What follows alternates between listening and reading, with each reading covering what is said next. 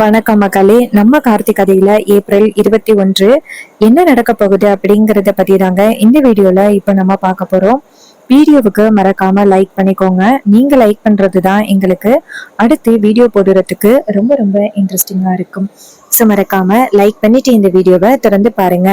என்ன நடக்குது அப்படின்னு பாத்துக்கிட்டீங்கன்னா, நம்ம ஹீரோயின் இருக்காங்கல்ல, அவங்க வந்துட்டு அவங்க அம்மாட்ட போய் பேசுறாங்க. அம்மா, இது மாதிரி நீங்க வந்துட்டு கல்யாணத்துக்கான ஏற்பாடுகள் எல்லாத்தையும் பண்ணிக்கிட்டு இருக்கீங்க அப்படின்னு எனக்கு நல்லாவே தெரியுது. எனக்கு கொஞ்சம் டைம் கொடுத்தீங்கன்னா நல்லா இருக்கும். இப்பதானமா அவர் இங்க வந்திருக்காரு. அவர்கிட்ட நான் கொஞ்சம் பார்த்து பேசுறது இல்லையா? ஒரு 6 மந்த் எனக்கு ஃப்ரீ டைம் கிடைச்சா நல்லா இருக்கும். அதுக்கு ஈஸ்வரி சொல்றாங்க, அம்மாடி, உங்க அப்பாவை பத்தி உனக்கு நல்லாவே தெரியும். எப்படியாவது இந்த குடும்பம் ஒண்ணு சேரணும் அப்படின்னு அவர் ஆசையோட காத்துக்கிட்டு இருக்காரு. இந்த நேரத்துல போயிட்டு நீ 6 மாசம் டைம் கேட்ட அப்படின்னா அவர் கண்டிப்பா வந்துட்டு ஒத்துக்க மாட்டாருமா. இங்க பாரு, அப்பாவோட சந்தோஷத்துக்காக நீ இந்த கல்யாணத்துக்கு ஒத்துக்கிட்டு தான் ஆகணும் அப்படின்னு. உடனே ரேவதி சொல்றாங்க, சரிம்மா, அப்பாவோட சந்தோஷத்துக்காக நான் இந்த கல்யாணத்தை ஒத்துக்கிறேன் அப்படின்னு சொல்ல உடனே ஈஸ்வரி ரொம்ப சந்தோஷப்படுறாங்க. அப்போ நம்ம ஹீரோயின் வெளியில வந்துட்டு நேரா அவங்க அப்பாவை பார்த்து அப்பாவோட கையை பிடிச்சு, அப்பா, நான் உங்களுக்காக மட்டும்தான் இந்த கல்யாணத்துக்கு ஒத்துக்கிறேன். ரொம்ப வருஷமா நம்ம குடும்பமும் பாட்டி குடும்பமும் பிரிஞ்சிருக்கு. 2 குடும்பத்தையும் ஒண்ணு சேர்க்கறதுக்கு ஒரு நல்ல வாய்ப்பு கிடைச்சிருக்கு அப்படின்னு. அப்போ ராஜா நினைக்கிறாரு, அம்மாடி, நீ நல்லதுதாம்மா யோசிக்கிற. ஆனா உங்க அம்மா உனக்கு கெட்டது யோசிச்சுக்கிட்டு இருக்கிறா. உனக்கே தெரியாம வேற ஒருத்தனை கூட்டிட்டு வந்துட்டு அவனை கார்த்தின்னு சொல்லி இந்த கல்யாணத்தை முடிக்கிறதுக்கு பாக்குறா. உன்கிட்ட நான் எப்படி சொல்லி புரிய வைப்பேன்னு தெரியல அப்படின்னு ரொம்ப ஒரி பண்றாங்க. இது எல்லாத்தையுமே வந்துட்டு நம்ம மயிலு பார்த்துட்டு ரொம்ப வருத்தப்படுறாரு. பாவ ரேவதி, அத்தை சொல்றது எல்லாத்தையுமே தேவையில்லாம நம்பிக்கிட்டு இருக்காளே அப்படின்ட்டு ரொம்ப ஒரி பண்றாங்க. இன்னொரு பக்கம் நம்ம ஹீரோ இருக்காருல்ல, அவரு நேரா வீட்டுல வந்துட்டு பாட்டி கிட்ட விஷயத்த சொல்றாரு. பாட்டி அந்த விஷயம் எல்லாத்தையுமே கேட்டுட்டு அதிர்ச்சி ஆகுறாங்க. என்னையா சொல்ற, இவ்வளவு பெரிய விஷயம் நடந்திருக்கு, என்கிட்ட இத பத்தி நீ எதுவுமே சொல்லவே இல்லையே அப்படின்ட்டு. அதுக்கு ஹீரோ சொல்றாரு, இல்ல பாட்டி, ஏற்கனவே நிறைய கஷ்டங்கள் நடந்துகிட்டு இருக்கு. சோ இந்த நேரத்துல இதையே ஏதாவது சொன்னேன் அப்படின்னா ஏதாவது நீங்க ரொம்ப வருத்தப்படுவீங்க அப்படிங்கறதுக்காக தான் நான் சொல்லல பாட்டி, என்ன மன்னிச்சிருங்க. அதுக்கு பாட்டி சொல்றாங்க, ஐயா, உனக்கு இன்னும் எவ்வளவு கஷ்டம் நடக்க போகுதுன்னு தெரியலையே. உன்னை நினைச்சு பார்த்தா எனக்கே ரொம்ப கஷ்டமா இருக்கு அப்படின்ட்டு. அதுக்கு ஹீரோ சொல்றாரு, பாட்டி, நடக்கிறதெல்லாம் நன்மைக்குன்னு எடுத்துக்க வேண்டியதுதான், வேற வழி இல்ல. ஆனா ரேவதி கண்டிப்பா என்னை மறக்கிறதுக்கு வாய்ப்பே கிடையாது. ரேவதி என் மேல அவ்வளவு பிரியத்தோடையும் பாசத்தோடையும் இருக்கா. சோ கண்டிப்பா அவ என்னை மறக்கிறதுக்கு வாய்ப்பே இல்லை பாட்டி. நீங்க கவலைப்படாதீங்க, சீக்கிரம் அவளுக்கு பழைய ஞாபகங்கள் எல்லாமே வரும். அவளுக்கு பழைய ஞாபகங்கள் வந்ததோட கண்டிப்பா அவ என்ன தேடி வருவா பாட்டி. இதை கேட்டதும் பாட்டி சொல்றாங்க, ஆமாயா, எனக்கும் நம்பிக்கை இருக்கு, அவ கண்டிப்பா உன்னை தேடி வருவா அப்படின்னு. இதை கேட்டதும் ஹீரோவும், சரிங்க பாட்டி, நான் வந்துட்டு ஆபீஸ்க்கு போறேன். ஏன்னா ரேவதி வந்துட்டு ஆபீஸ்க்கு வரா. ரேவதிய டெய்லி நான் ஆபீஸ்ல பாத்துக்கிட்டு இருக்கேன். அந்த ஒரு நிம்மதி தான் எனக்கு கிடைக்குது. பாட்டி கேக்குறாங்க, ஏயா உன்னை டெய்லி ஆபீஸ்ல பார்த்தோம், அவளுக்கு பழைய ஞாபகம் வரலையா? அப்ப ஹீரோ சொல்றாரு, இல்ல பாட்டி, அவ என்ன நேரம் ஆபீஸ்ல பார்த்தோம், அவளுக்கு எந்த ஞாபகமுமே வரல. பாட்டி சொல்றாங்க, என்னையா இப்படி சொல்ற, இவ்வளவு பெரிய விஷயம் நடந்துகிட்டு இருக்கு, இன்னும் நீ எவ்வளவு கஷ்டத்தை தான் அனுபவிப்பேன்னு தெரியல. அப்ப ஹீரோ சொல்றாரு, பாட்டி, இது எல்லாத்தையுமே அம்மா பாத்துக்கிட்டு இருக்காங்க. அம்மா கண்டிப்பா இந்த கஷ்டம் எல்லாத்தையுமே போக்குவாங்க அப்படின்னு எனக்கு நம்பிக்கை இருக்கு. இதை கேட்டதும் பாட்டி சொல்றாங்க, ஆமாய்யா, சீக்கிரம் உன்னோட கஷ்டம் எல்லாத்தையுமே அவ போக்கணும் அப்படின்ட்டு யோசிக்கிறாங்க. இன்னொரு பக்கம் நம்ம ஹீரோ என்ன பண்றாருன்னா, நேரா ஆபீஸ்க்கு கிளம்புறாரு. அங்க வந்துட்டு ரேவதி நேரா ஹீரோ கிட்ட ஃபைலை கொண்டு போய் கொடுத்து, இங்க பாருங்க, நீங்க சொன்ன மாதிரியே இதுல உள்ள எல்லா டவுட்ஸையும் நான் கிளியர் பண்ணிட்டேன். இதுக்கப்புறம் உங்களுக்கு என்ன வேணும்? நான் வந்துட்டு புத்திசாலி அப்படிங்கிறத நம்புறீங்களா? அப்ப ஹீரோ வந்துட்டு அந்த பேப்பர்ஸ் எடுத்து பார்த்துட்டு, இதுல எவ்வளவு பெரிய மிஸ்டேக்ஸ் இருக்கு, இது உங்களுக்கு தெரியலையா அப்படின்னு சொல்லிட்டு கொடுக்குறாங்க. அதை பார்த்ததும் நம்ம ஹீரோயின் ரொம்பவே ஷாக் ஆகுறாங்க. அப்ப ஹீரோ சொல்றாரு, இதான் உன்னோட புத்திசாலித்தனமா? ஏதோ உன்னால எல்லாமே முடியும்னு சொன்ன, ஈஸியா எல்லாத்தையும் கிளியர் பண்ணிடுவேன் அப்படின்னு சொன்ன. அப்ப ஹீரோயின் சொல்றாங்க, இங்க பாருங்க, நான் சரியா தான் பண்ணிட்டு வந்தேன், எப்படி மிஸ்டேக் ஆனுச்சு அப்படின்னு தெரியல. அப்ப ஹீரோ சொல்றாரு, அப்படிதான் மிஸ்டேக் ஆகும், நீ பாரு, போயிட்டு வேலையை பாரு அப்படின்னு சொன்னதும் ஹீரோயின் வந்துட்டு மறுபடியும் போயிட்டு பாக்குறாங்க. ச்சே, அவன்கிட்ட தேவையில்லாம போயிட்டு அசிங்கப்படுற மாதிரி ஆகிருச்சு. நமக்கு எல்லாமே தெரியும் அப்படின்னு நினைச்சிட்டு போய் நின்னா அவன் இப்படி நம்மளை அசிங்கப்படுத்திட்டானே அப்படின்ட்டு ஹீரோயின் செம டென்ஷன் ஆகுறாங்க. அப்போ ஈஸ்வரி வந்துட்டு வீட்டுல சரியான குழப்பத்துல இருக்காங்க. எப்படியாவது ரேவதிக்கு சீக்கிரம் இந்த கல்யாணத்தை முடிக்கணும் அப்படின்னு. இன்னொரு பக்கம் நம்ம ஹீரோயின் அந்த ஒர்க் எல்லாத்தையும் முடிச்சுட்டு நேரா ஹீரோ கிட்ட, இங்க பாருங்க நான் எல்லாத்தையும் பண்ணிட்டேன் அப்படின்னு. அப்ப ஹீரோ சொல்றாரு, இதுல உள்ள ஃபார்முலாஸ் எல்லாமே தப்பு, இதனாலதான் வந்துட்டு எல்லாமே தப்பாகுது. நீ என்ன பண்றீன்னா வீட்டுல போயிட்டு படி, அப்பதான் வந்துட்டு உனக்கு புரியும் அப்படின்னு. ஹீரோயின் மறுபடி கோவமா வந்து உட்காந்துட்டு, ச்சே அவன்கிட்ட மறுபடி போயிட்டு இன்சல்ட் ஆகுற மாதிரி இருக்கே. அவன் வீட்டுக்கு போயிட்டு நம்ம காலேஜ்ல படிச்ச புக்ஸ் எல்லாமே இருக்கு, அதையெல்லாம் எடுத்து பார்த்தா நமக்கு கொஞ்சம் தெரியும், ஒருவேளை நம்ம தான் மறந்துட்டோமோ அப்படின்னு.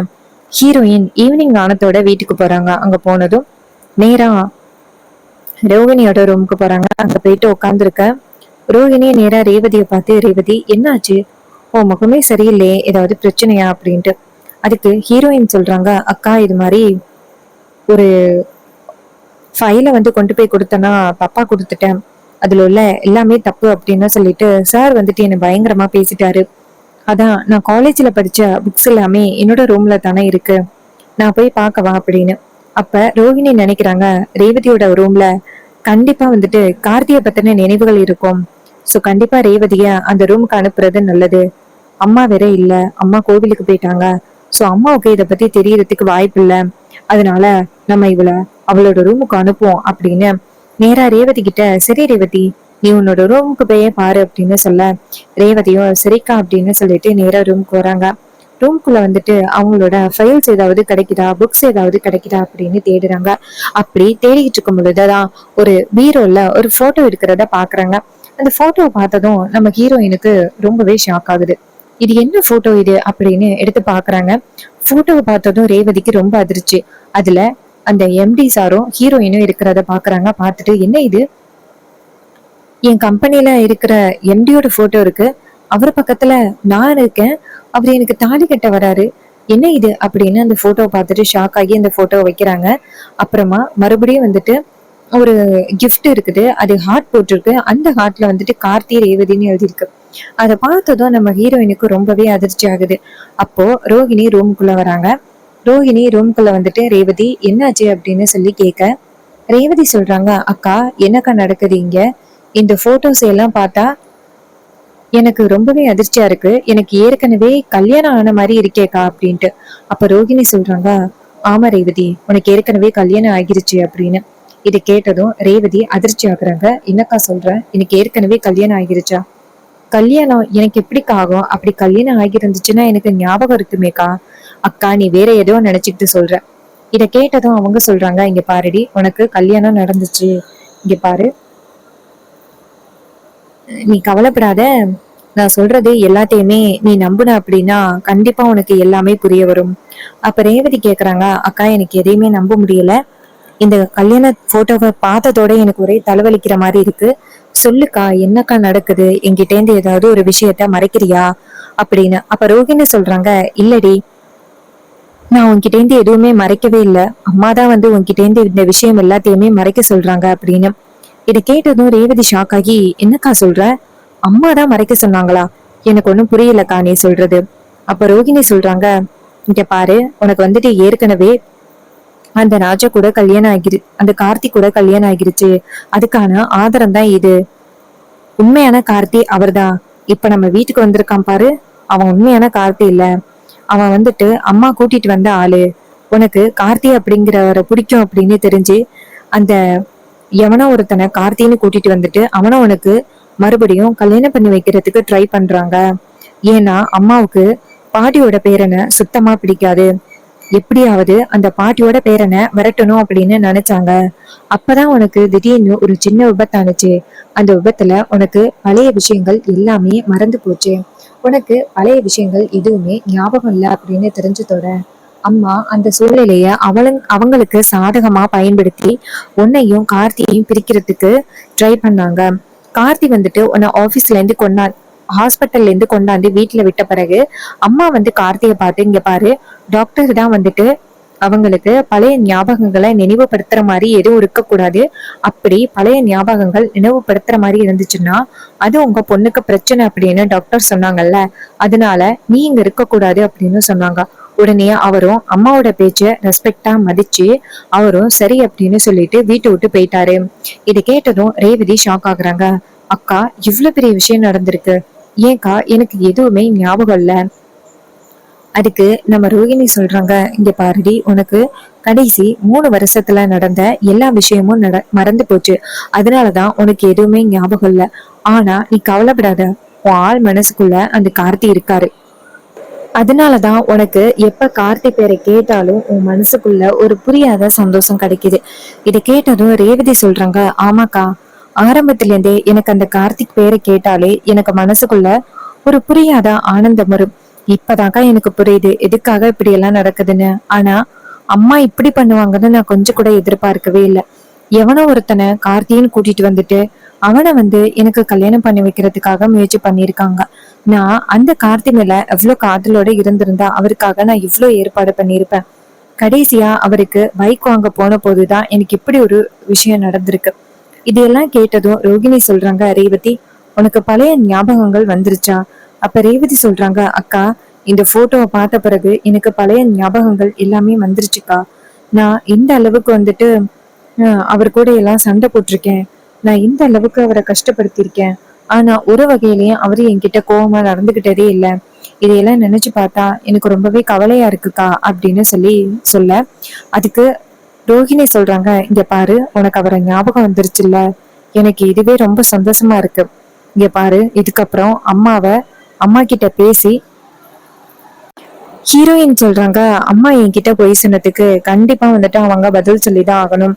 ரோஹிணி சொல்றாங்க, ரேவதி இப்போதைக்கு அம்மாவோட பிரச்சனை நமக்கு தேவையே இல்லை. நீ கார்த்திக் கூட சேர்ந்து சந்தோஷமா இருக்கணும், அதுதான் எங்களுக்கு முக்கியம். இதை கேட்டதும் ரேவதியும், சரிக்கா நான் கண்டிப்பா அவர்கிட்ட பேசுறேன் அப்படின்னு சொல்ல இதை கேட்டுட்டு ரோஹிணி ரொம்ப சந்தோஷப்படுறாங்க. எப்படியோ ரேவதி அந்த போட்டோவை பார்த்ததோட அவளுக்கு பழைய ஞாபகங்கள் எல்லாமே வந்துருச்சு. அந்த கடவுள் தான் ரேவதிக்கு இந்த போட்டோவை கண்ணுல காமிச்சிருக்காரு அப்படின்னு. அப்ப ரேவதி அங்கிருந்து ஓடி வராங்க வெளியில. நேரா ராஜாவை பார்த்து, அப்பா எனக்கு பழைய ஞாபகங்கள் எல்லாமே வந்துருச்சு. இதை கேட்டதும் ராஜா ரொம்ப சந்தோஷப்படுறாரு. அம்மாடி உனக்கு பழைய ஞாபகங்கள் எல்லாமே வந்துருச்சாமா அப்படின்னு ரொம்ப சந்தோஷப்படுறாங்க. ஈஸ்வரி இதை கேட்டுட்டு ரொம்ப ஷாக் ஆகுறாங்க.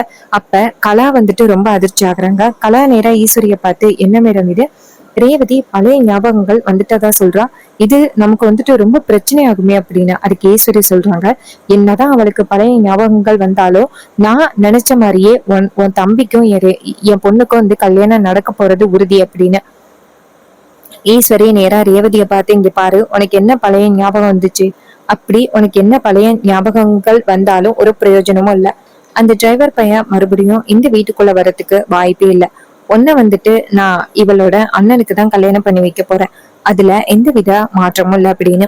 இது கேட்டதும் ரேவதி செம டென்ஷன் ஆகுறாங்க. அம்மா உங்களுக்கு கொஞ்சம் கூட மனசுல இறக்கமே இல்லை, ஏன் தான் நீங்க இப்படி நடந்துக்கிறீங்களும் தெரியல. இதை கேட்டதும் ஈஸ்வரி சொல்றாங்க, இங்க பாரு, ஓ நல்ல லைஃப்காக மட்டும்தான் நான் இதெல்லாம் பண்ணிக்கிட்டு இருக்கேன். நான் எதுக்காக இப்படி பண்றேன் அப்படிங்கிறது உனக்கு நல்லா கூடிய சீக்கிரம் புரியும். உங்க அம்மாவோட பேச்சு கேட்டு நடக்கிறதுக்கான வழியை பாரு. இனிமே அந்த டிரைவர் பையலை பத்தி பேசாத. உனக்கும் அந்த டிரைவர் பையலுக்கும் சம்பந்தமே இல்லை, அவனை வீட்டை விட்டு அனுப்பிட்டேன். உனக்கும் இந்த மருதுவுக்கும் தான் கல்யாணம் நடக்க போகுது அப்படின்னு சொல்றாங்க. இது கேட்டதும் ரேவதி செம்ம கோவப்படுறாங்க. ரேவதி இப்படி ஈஸ்வரிய எதிர்த்து நம்ம ஹீரோ கூட சேர்ந்து சந்தோஷமா வாழ் போறாங்க. இது எல்லாமே அப்கமிங் எபிசோடுல ரொம்ப ரொம்ப இன்ட்ரெஸ்டிங்கா நடக்க போகுது. ஸோ இதே மாதிரி இன்னுமே அப்டேட்ஸ் நம்ம சேனல்ல நீங்க தொடர்ந்து பாத்தீங்க அப்படின்னா நம்ம சேனலை மறக்காம சப்ஸ்கிரைப் பண்ணிட்டு பக்கத்துல உள்ள பெல் ஐகானையும் கிளிக் பண்ணி ஆல்னு செட் பண்ணிக்கோங்க.